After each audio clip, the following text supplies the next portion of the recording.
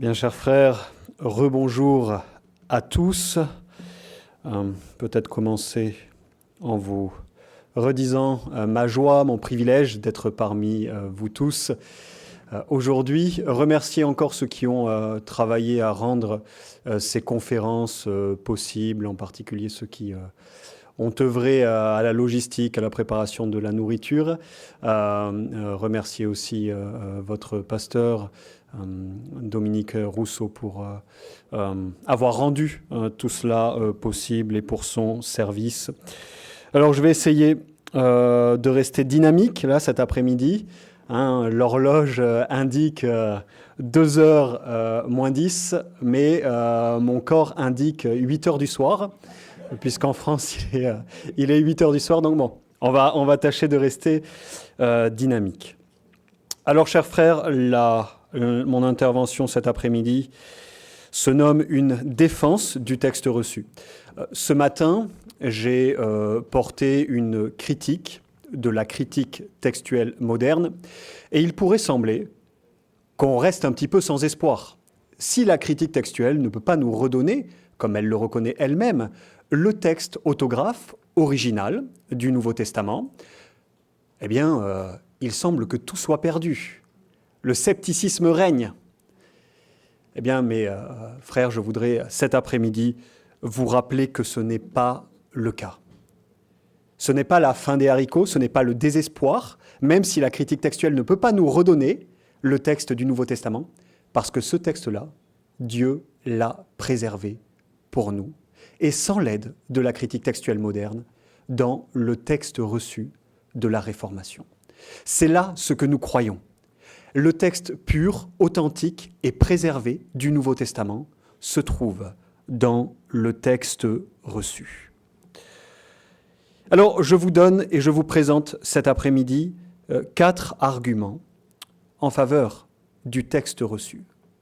4 raisons pour lesquelles je crois que le texte préservé par Dieu, le texte du Nouveau Testament, préservé, pur et authentique, se trouve dans le texte reçu. Alors, premièrement, pourquoi le texte reçu, mes frères ? Parce que le texte reçu est un texte préservé. À l'heure de chercher le texte authentique du Nouveau Testament, il nous faut chercher un texte préservé, un texte que Dieu a gardé pur au travers les âges, un texte qui n'a pas été corrompu. Pourquoi ? Tout simplement parce que c'est l'enseignement de la parole de Dieu. On se souvient du texte lu par notre frère tout à l'heure, le ciel, la terre passeront, pas mes paroles. Le Seigneur Jésus-Christ nous rappelle exactement la même chose dans Matthieu chapitre 5, verset 18. Rien ne sera perdu de la parole de Dieu. Pas même un iota, un trait de lettre, rien ne sera perdu. Le texte authentique de la Sainte Écriture doit avoir été préservé. Et mes frères, le texte reçu est un texte préservé. Alors, qu'est-ce que le texte reçu ? On vous l'a peut-être déjà expliqué durant ces conférences, mais si ce n'est pas le cas, je vous réexplique rapidement. Le texte reçu, c'est une compilation de certaines copies de certains manuscrits du Nouveau Testament que possédaient les réformés au moment de la Réformation. Ces manuscrits, ces copies, ils les ont sélectionnés avec soin. Tim nous a parlé de ça tout à l'heure, contre la théorie du tout venant. Souvent, on a tendance à croire que les hommes du XVIe et du XVIIe siècle, ils ont utilisé un peu tous les manuscrits qui leur tombaient sous la main pour faire un texte du Nouveau Testament. En réalité, ce n'est pas le cas. Ils avaient un certain nombre de manuscrits, et parmi ces manuscrits, ils en ont utilisé qu'un nombre limité, certains seulement, qu'ils savaient être des copies et des manuscrits approuvés. Des copies et des manuscrits de bonne qualité. Ces manuscrits, ces copies furent sélectionnés avec soin par des hommes comme Robert Estienne et Théodore de Bèze, entre autres, pour compiler à partir d'eux un texte, une édition imprimée du Nouveau Testament. Les réformés croyaient que toute la parole de Dieu leur avait été préservée dans ces copies, dans ces manuscrits, à partir desquels ils ont fait leur édition du Nouveau Testament. Ils croyaient que toute la parole de Dieu se trouvait dans ces copies approuvées par l'Église au long des âges. Et à partir desquelles ils ont forgé leur édition du Nouveau Testament. En somme, ce qui a été accompli au moment de la Réforme par ces hommes, c'est peu ou prou ce que les massorètes avaient au Moyen-Âge accompli avec l'Ancien Testament. Ni plus, ni moins, mes frères. Alors, vous voyez, le texte reçu, c'est un texte préservé. Il existait avant la Réformation, dans les copies, dans les manuscrits utilisés par les réformés. Il a vu le jour sous forme imprimée au moment de la Réformation. Alors, il existait avant la Réformation, il existait bien sûr au moment de la Réformation, il existe aussi après la Réformation. Vous n'êtes pas sans savoir que le texte reçu est toujours accessible de nos jours. Alors, pas suffisamment à mon goût, hélas, et c'est la raison pour laquelle nous rendons grâce au Seigneur pour le travail de la Société biblique trinitaire, entre autres, qui permet une large diffusion du texte reçu, traduit dans nos langues vernaculaires. Alors, c'est un texte également préservé dans le présent.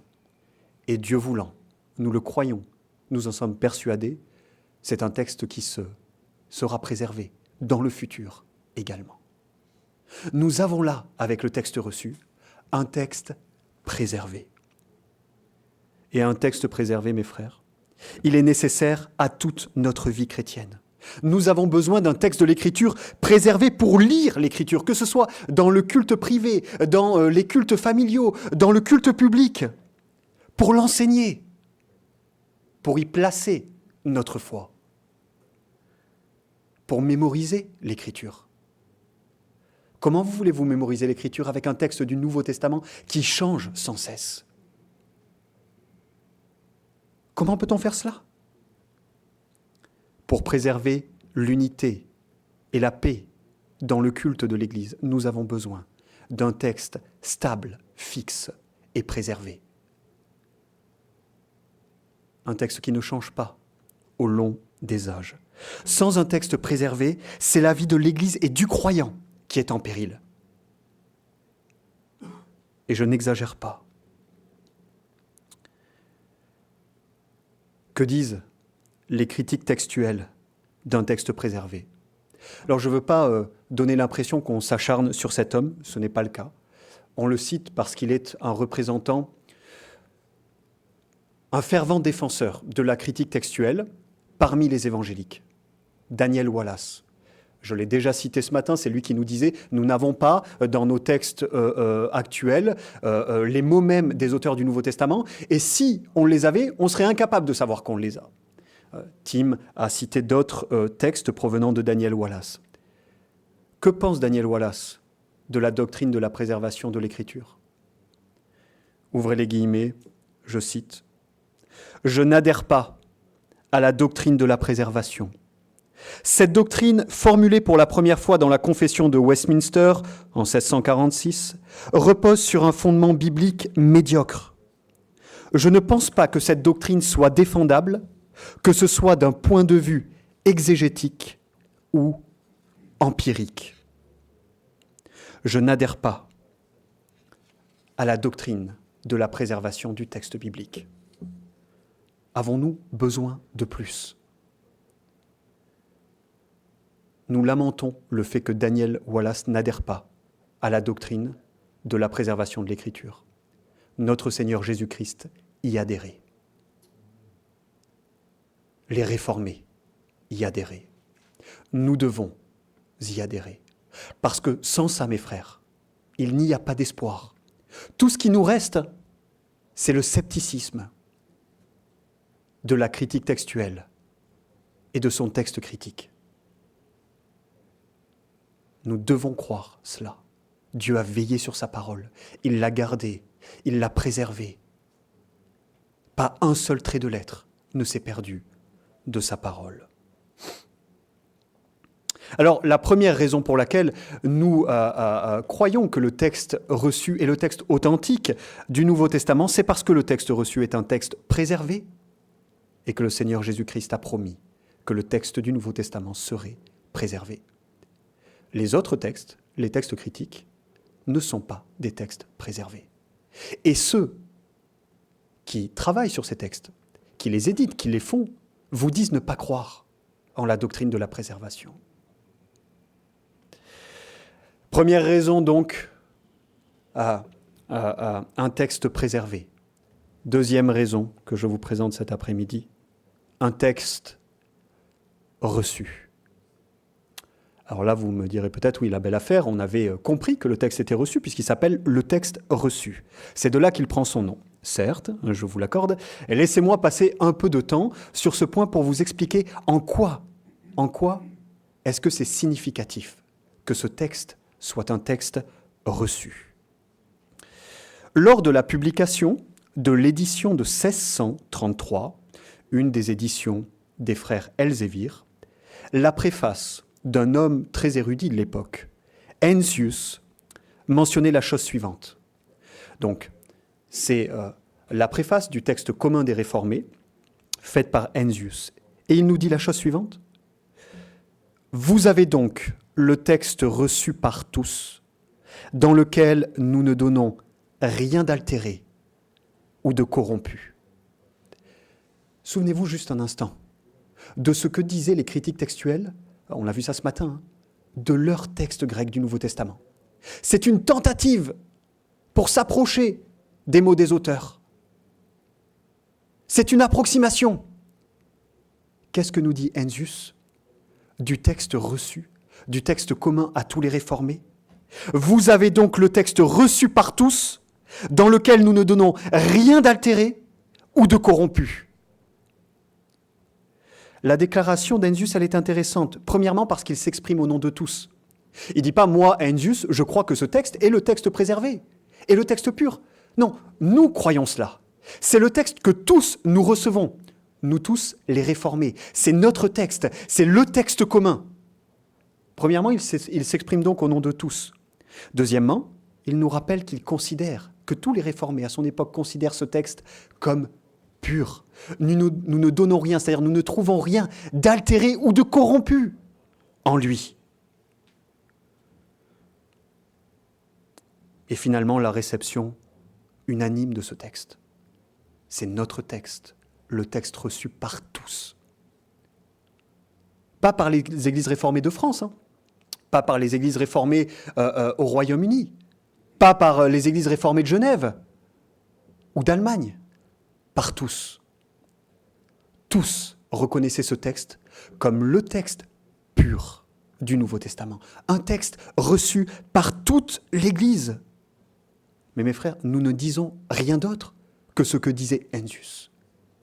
Nous disons que lorsque vous avez le texte reçu dans vos mains, vous avez le texte dans lequel nous croyons qu'il n'y a rien d'altéré ou de corrompu. La parole de Dieu, préservée et gardée pure. Néanmoins, vous pourriez dire, très bien, c'est le texte reçu par toutes les églises réformées, je vois mal en quoi ça constitue un argument. Nous ne sommes pas des catholiques romains. Nous ne croyons pas que l'Église soit infaillible. Après tout, l'Église pourrait s'être trompée. Au XVIe, au XVIIe, au XVIIIe aussi, notons au passage, et toute la première partie du XIXe. Les Églises réformées auraient pu penser que ce texte était évidemment le vrai texte de l'Écriture, sans que ce le soit. Pour autant, l'Église aurait pu errer dans son jugement. Alors à cela, je réponds trois choses. Nous devrions premièrement nous souvenir que comme Paul nous l'enseigne en Romains, chapitre 3, verset 2, l'Écriture est confiée à l'Église. Tim en a touché un mot tout à l'heure. Pas à l'université, pas à l'académie, pas à quelques spécialistes qui vivent en Bavière. L'Écriture est confiée à l'Église. C'était la gloire d'Israël, nous dit Paul, de ce que les oracles de Dieu leur ont été confiés. C'est la gloire de l'Église sous le Nouveau Testament. Les oracles de Dieu nous sont confiés. Il y a un précédent biblique à cela. Non seulement on a la déclaration expresse de l'apôtre Paul, mais on a aussi l'exemple de notre Seigneur Jésus. Jésus a reconnu, durant les jours de sa chair, le texte reçu de son époque comme le texte authentique de l'Ancien Testament. le texte que Dieu avait préservé, pur. Nous ne disons rien d'autre. Jésus considérait le texte reçu par l'Église de son temps comme étant le texte authentique. Certainement, nous ne devrions pas mépriser la réception d'un texte par l'Église. Deuxièmement, nous devrions nous souvenir que la Réformation fut le plus grand réveil de l'histoire de l'Église sous le Nouveau Testament, après la Pentecôte, bien sûr. La main de Dieu était à l'œuvre. Nous croyons cela, nous devons le croire. La main de Dieu était à l'œuvre au moment de la Réformation. John Knox, le réformateur écossais, disait à propos de Genève, « C'est ici l'école du Christ la plus parfaite qu'il y ait jamais eue sur la terre depuis le temps des apôtres. » Voilà ce que Knox disait de la Genève de Calvin. L'école la plus parfaite du Christ depuis l'époque des apôtres. Et là encore, je voudrais vous ramener à un précédent biblique. Il y a un précédent pour ce que je suis en train de dire dans l'Écriture sainte. Vous vous souvenez, au moment de la réformation de Josias, c'est au moment de la réformation de Josias qu'Hilkija retrouve les Écritures. C'est au moment de la réformation sous Josias que cela se produit. Pendant un temps de réformation, c'est là qu'on retrouve une copie authentique de la parole de Dieu. Les autres copies, nous disent certains auteurs juifs, avaient été brûlées par les rois idolâtres. Mais Dieu a veillé sur sa parole. Il l'a préservée. Et quand est-ce qu'elle est retrouvée ? Elle est retrouvée pendant un temps de réformation. Alors, ce n'est pas seulement la réception unanime de l'Église, c'est la réception unanime de l'Église pendant la plus grande réformation de l'histoire de l'Église sous le Nouveau Testament. Le plus grand réveil de l'histoire de l'Église sous le Nouveau Testament après la Pentecôte. Et en troisième lieu, j'ajoute un autre argument à cela, c'est que la doctrine de l'Écriture était au cœur de ce grand réveil. L'Écriture seule, c'est le cri de la Réformation. Mais pensez-vous réellement, mes frères, que ces hommes qui se sont battus pour la suprématie, l'autorité finale, ultime de l'Écriture sainte, ne possédaient pas entre leurs mains le texte authentique du Nouveau Testament? Allons-nous réellement croire cela? Ils ont crié pour un retour à l'Écriture sans posséder le texte authentique. Qui pourrait lire la Providence comme cela? Qui pourrait lire la Providence comme cela? Alors, à la lumière de ces données, je vous pose une question. Est-il sage d'écarter le texte reçu par toutes les églises lors de la Réformation?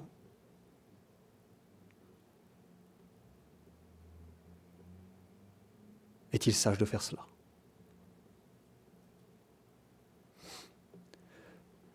Qu'avons-nous de l'autre côté? Un texte critique, des textes critiques, dont la réception n'est pas unanime, et des textes qui accompagnent le plus grand déclin de l'histoire de l'Église en Occident. Là encore, Dieu ne parle-t-il pas par sa providence? N'y a-t-il rien à entendre?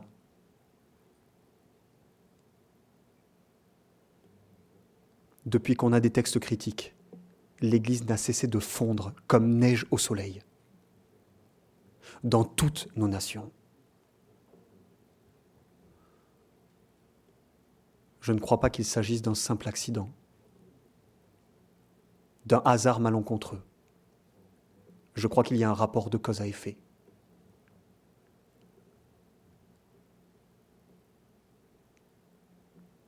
Un texte qui n'est pas reçu unanimement par l'Église et un texte qui accompagne le déclin de la foi chrétienne. Alors, un texte préservé, un texte reçu, et certainement, nous ne devrions pas considérer comme un rien le fait que ce texte ait été reçu par l'Église au moment de la plus grande réformation, du plus grand réveil de l'histoire de l'Église sous le Nouveau Testament, après la Pentecôte. Le troisième argument que je vous présente un texte orthodoxe. Le texte reçu n'est pas seulement un texte préservé, il n'est pas seulement un texte reçu, il est aussi un texte orthodoxe. Le texte reçu est un texte, mes frères, parfaitement orthodoxe. Il regorge de déclarations orthodoxes sur des doctrines essentielles que certains textes critiques modernes ont supprimées. Je n'ai pas besoin de vous mentionner de nouveau un Jean 5,7, vous en avez suffisamment entendu parler, mais je peux vous donner d'autres exemples. Peut-être d'ailleurs que ces exemples ont été mentionnés préalablement durant ces conférences. Vous vous souvenez d'un Timothée, chapitre 3, verset 16 ? « Et sans contredit, le mystère de la piété est grand, Dieu a été manifesté en chair. » Qui devient dans le texte critique, et sans contredit, le mystère de la piété est grand, il a été manifesté en chair. Un texte qui nous parle expressément de la divinité de notre Seigneur Jésus-Christ et qui passe à la trappe dans les textes modernes. Peut-être connaissez-vous aussi ce texte, Actes chapitre 20, verset 28. « Prenez donc garde à vous-même et à tout le troupeau sur lequel le Saint-Esprit vous a établi évêque pour paître l'Église de Dieu, laquelle il a acquise par son propre sang. » L'Église de Dieu devient l'Église du Seigneur.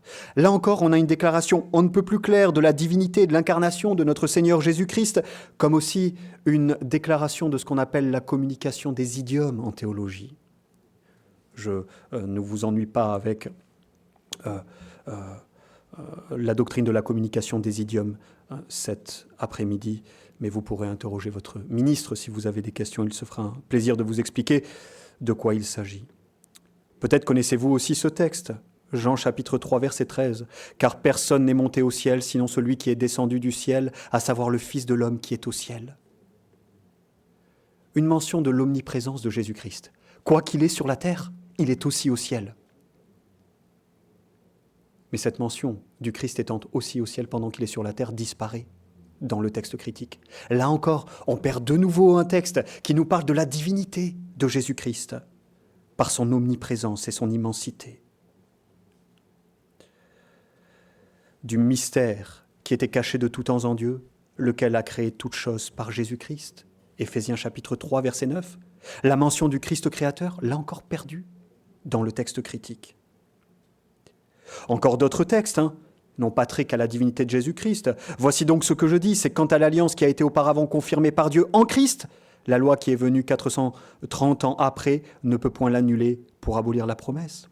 La confirmation de l'alliance avec Abraham en Jésus-Christ, elle aussi, elle disparaît dans le texte critique. Alors, voilà quelques exemples. Mais d'aucuns pourraient penser, à l'heure de défendre le texte critique, bon, certes, on perd des textes qui nous parlent de doctrines essentielles, mais ces doctrines essentielles ne sont pas perdues dans le texte critique. On les retrouve dans d'autres versets. Elles ne disparaissent pas pour autant. Que devons-nous répondre à cela ? Je réponds deux choses. La première, puisqu'il convient d'être honnête intellectuellement et nuancé, je réponds que c'est vrai. Nous perdons dans le texte critique des témoignages de la divinité de Jésus-Christ, mais la divinité de Jésus-Christ peut toujours être démontrée dans les textes critiques. Je suis d'accord avec cela.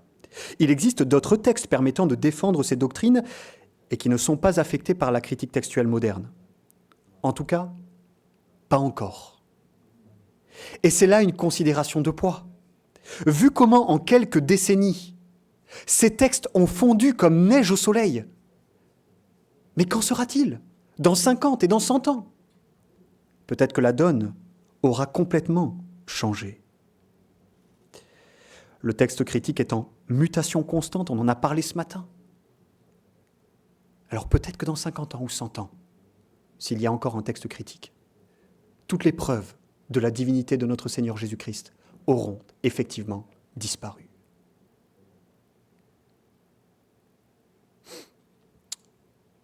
Mais je réponds une deuxième chose.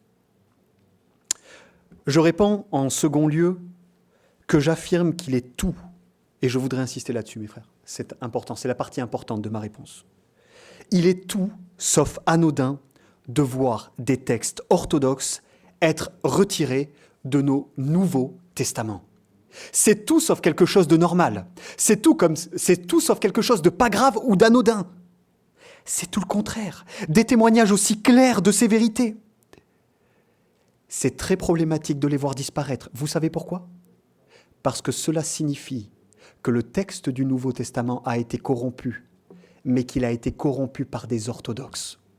Ce dont je vous parlais ce matin, c'est la conséquence logique. Si vous avez des textes orthodoxes qui disparaissent du texte critique, c'est parce que les critiques considèrent que les orthodoxes ont falsifié le texte biblique. Un texte biblique corrompu par les orthodoxes. Mais pouvez-vous imaginer cela ? Si le texte a été corrompu par les orthodoxes et que la critique textuelle moderne est nécessaire pour le reconstruire, il n'a pas été préservé. C'est une idée fondamentale de la critique textuelle moderne, la corruption du texte biblique par ceux qui sont censés l'avoir protégé, par les orthodoxes. Mes frères, je vous en ai touché un mot ce matin, je le redis. L'idée d'un texte corrompu par les orthodoxes aurait horrifié nos anciens docteurs. Ils auraient été horrifiés par cette idée.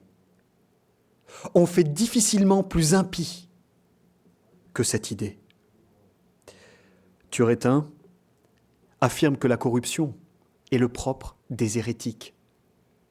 Ce sont les hérétiques qui cherchent à corrompre, pas les orthodoxes. Théodore de Bèze, au moment de choisir entre plusieurs variantes possibles, faisait de l'orthodoxie d'une variante un argument de poids considérable en sa faveur.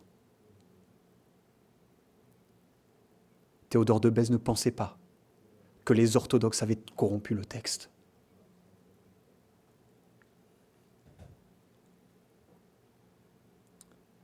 Et alors là, je voudrais en revenir encore à ce que disent les défenseurs de la critique textuelle dans le monde évangélique.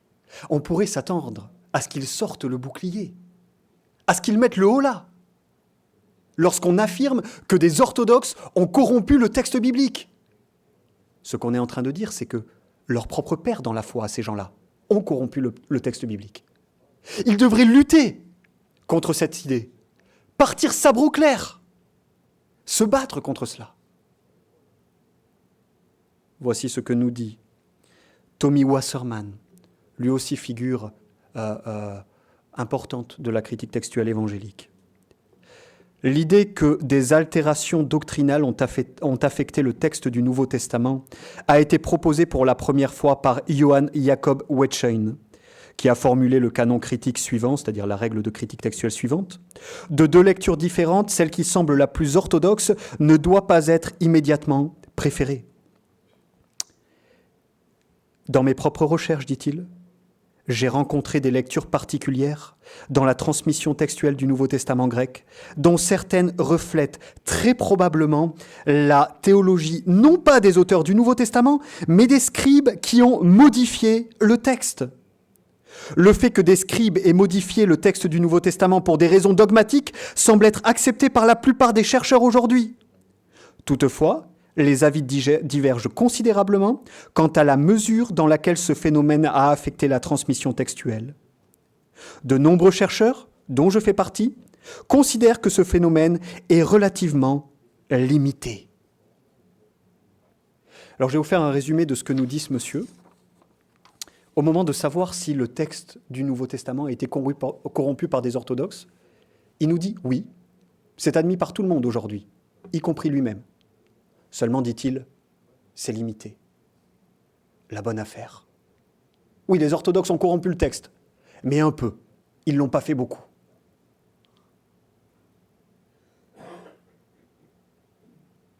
Qu'est-ce qu'il faut dire ? Qu'est-ce qu'il faut dire, chers frères ?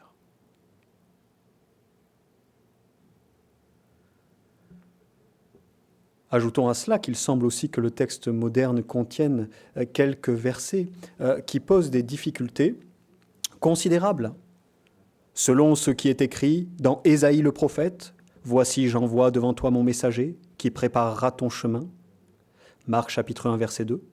Or, le texte cité ne vient pas d'Ésaïe le prophète. Par contre, dans le texte reçu, on ne trouve pas qu'il est écrit selon ce qui est écrit dans Ésaïe, mais selon ce qui est écrit dans les prophètes. Ce que je suis en train de vous dire, c'est que le texte critique attribue à Ésaïe une citation qui ne vient pas d'Ésaïe. « Montez-vous à cette fête. Pour moi, je n'y monte point, parce que mon temps n'est pas encore accompli. » Jean chapitre 7, verset 8. Là encore, un exemple célèbre. Célèbre parce que dans le texte critique, il implique un mensonge de Jésus-Christ. Jésus-Christ dit qu'il ne montera pas à la fête, alors qu'il finit par y monter. Là où le texte reçu dit que Jésus n'y monte pas encore.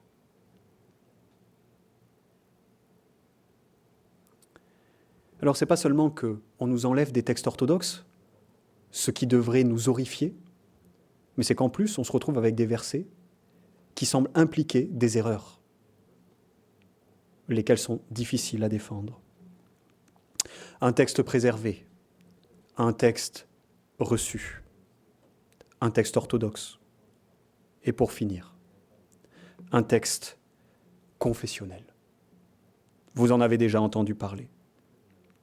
Le texte reçu du Nouveau Testament, c'est le texte des confessions de foi réformées. Je vous en donne la preuve. Tous les textes que je vous ai cités tout à l'heure, en vous parlant de l'orthodoxie, du texte reçu, tous sont mentionnés dans la confession de foi, à une exception près. Et ils sont utilisés pour démontrer des points de doctrine. Alors, qu'est-ce que les auteurs de la confession de foi nous disent du texte du Nouveau Testament qu'ils possédaient ? Premièrement, ils nous disent qu'il a été gardé pur dans tous les âges par la providence de Dieu. Vous avez entendu ce texte encore et encore durant ces conférences. C'est l'article 8 du chapitre 1. Ils nous disent aussi que ce texte, en deuxième lieu, est authentique. Qu'est-ce que ça veut dire authentique ? Ça veut dire digne de foi, faisant autorité. Ensuite, ils nous disent qu'il est le juge suprême dans toutes les controverses religieuses, le juge suprême auquel il faut en appeler. On a ça dans l'article 8 et dans l'article 10.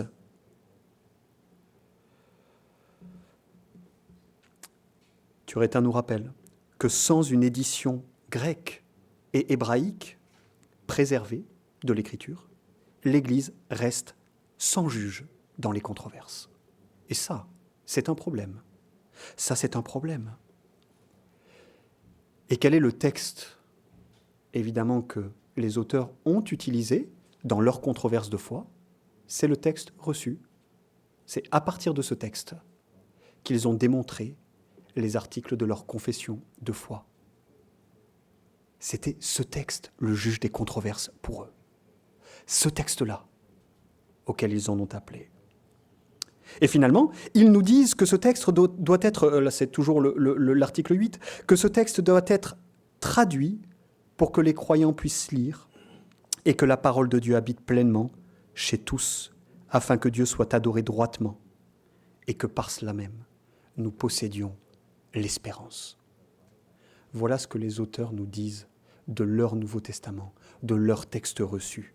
Gardé pur dans tous les âges, authentique, juge suprême des controverses, qui doit être traduit pour que Dieu soit adoré droitement partout et que nous possédions l'espérance. Mes frères, vous mettrez le nom que vous voulez sur la position que nous défendons, mais nous n'affirmons rien de plus, ni rien de moins que ce qu'affirmaient les auteurs de la confession. Au moment de parler de la pureté, de l'autorité, de l'authenticité du texte biblique, nos pères avaient en tête le texte reçu, c'est le texte de nos confessions. Si nous tenons nos confessions, nous devrions tenir le texte qui les a façonnées. Nécessairement. Est-il possible de confesser la théologie de nos confessions sans le texte de nos confessions ? Laissez-moi dire que j'en doute. J'en doute premièrement parce que la théologie de nos confessions, c'est que le texte a été préservé. Nous perdons cette doctrine lorsque nous renonçons au texte reçu. Nous perdons cette doctrine. Alors, je voudrais terminer par une exhortation, chers frères. Un texte préservé, un texte reçu, un texte orthodoxe, un texte confessionnel. j'ai eu la bonne surprise. Alors, je n'ai pas compris tout de suite, mais en arrivant au Québec, c'est la première fois que je viens au Québec. Peut-être que je vous l'ai déjà dit, je ne sais pas. Et j'ai eu la bonne surprise de voir que derrière toutes les voitures se trouvent des plaques d'immatriculation. Et sur les plaques d'immatriculation, il est écrit en haut Québec et en dessous, voilà, je me souviens. Alors j'étais quelque peu étonné de voir ça, pour être honnête. Et puis j'en ai parlé à votre pasteur qui m'a expliqué ce que cela voulait dire. Je me souviens. Et je trouve ça très beau. Je voudrais vous exhorter, mes frères, cet après-midi, à vous souvenir. Souvenez-vous du texte de nos pères, du texte de vos pères, du texte qui a été scellé par le sang de nos martyrs. Souvenez-vous. Lorsque je suis chez moi à la maison, après le culte familial du soir, en ce moment nous lisons un livre qui retrace l'histoire des églises réformées en France. Et l'auteur nous parle dans ce livre des colporteurs. Savez-vous qui étaient les colporteurs ? Ces hommes qui, à l'époque, au XVIe siècle en France, au prix de leur vie, voyageaient par monts et par vaux, avec dans leur bagage des Bibles cachées, pour les distribuer aux gens. Et je disais à mes enfants, souvenez-vous toujours de cela. Souvenez-vous du prix que nos pères ont payé pour que nous puissions avoir entre les mains une Bible, un texte pur et préservé. Souvenez-vous de ça. S'il vous plaît, faites de même. Souvenez-vous du texte pur, authentique de la Réformation.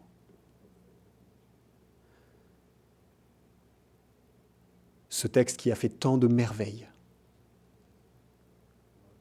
sauvé tant d'âmes. Souvenez-vous du texte de la Réformation et vous ferez bien.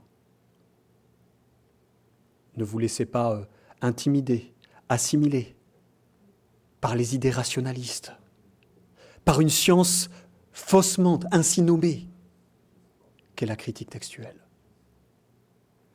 Croyez que Dieu a préservé sa parole, parce que c'est ce qu'il a fait. Croyez cela, et vous ferez bien. Croyez cela, mes frères, vous ferez bien. Que le Seigneur nous accorde sa grâce. Amen.